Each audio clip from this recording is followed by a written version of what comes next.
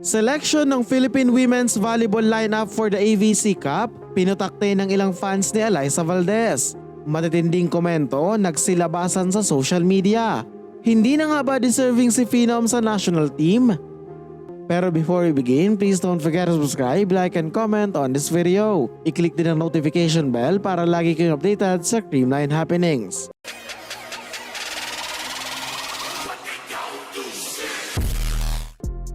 Kamakailan lang ay inanunsyo na ng Philippine National Volleyball Federation ang mga pangalan ng players na magre-represent sa bansa para sa AVC Challenge Cup ngayong buwan. Bitbit ang new moniker na Alas Pilipinas, binubuo ang nasabing roster ng mix of promising stars from the UAAP at veteran professional players from the PVL.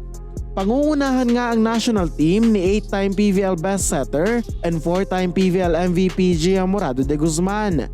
Napasama rin sa listahan sina Cici Rondina at Cherry Nunag ng Choco Mucho, Ea Laure at Jen Yerva ng Cherry Tigo, at Fifi Sharma and Faith Nesperos ng Akari. Kabilang din sa roster sina Don Macandili Katindig at Vanny Gandler ng Signal at Del Palumata ng PLDT.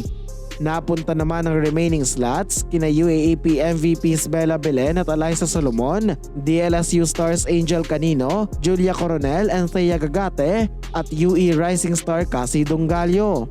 Marami ang nagsabi na papalag na ang lineup na ito at posibleng ito na rin umano ang best lineup na nabuo ng PNVF for the Philippine Women's National Team. Pero gaya ng dati, marami ang pumuna sa mix ng players na napabilang sa team. Isa na dyan ang foreign coach na si Fabio Menta na nagsabing sobrang dami raw ng outside hitters sa national team. Parang noong nakaraang taon daw ang selection kung saan sang katutak na middle blockers naman ang isinama sa listahan ni Coach Jorge Sousa de Brito. Ayon pa sa nasabing Italian coach, wala umanong legit na slider sa koponan gaya ni Madi Madayag at AC Minor. Para sa kanya, second best lineup lang daw ito na pwedeng mabuo ng Pilipinas for the AVC. Marami naman ang pumuna sa pagkaka-ignore na naman kay Alyssa Valdez sa nasabing roster. Di hamak naman daw na mas mapapakinabangan ang leadership at experience ni Phenom kaysa sa ibang napabilang sa team. Ito'y lalo pat si Gia Morado naman na magiging setter nila. Ayon pa sa isang fan, kung sino pa umano ang magaling ayun pa ang hindi napili. Di hamak naman daw na sikat ang volleyball ngayon sa bansa dahil sa nasabing player. Biro naman ang isa pa, baka daw ayaw talaga ni De Brito kay Valdez dahil mas magaling pa itong mag-lead ng team kaysa sa mismong coach. Nagtataka naman ang isa pa kung ano ang naging standard sa pagpili dahil hindi napasama ang nag-iisang Phenom.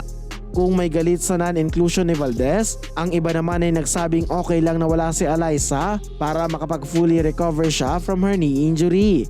Ibigay naman daw sa mga mas batang players ang opportunity to shine sa national team. Kayo mga Cavalli News, okay lang ba na hindi napabilang si Alyssa Valdez sa Philippine National Team? Comment your reactions below. And that's it mga Cavalli News. Please continue supporting this channel para sa mga up-to-date na kaganapan sa Creamline World.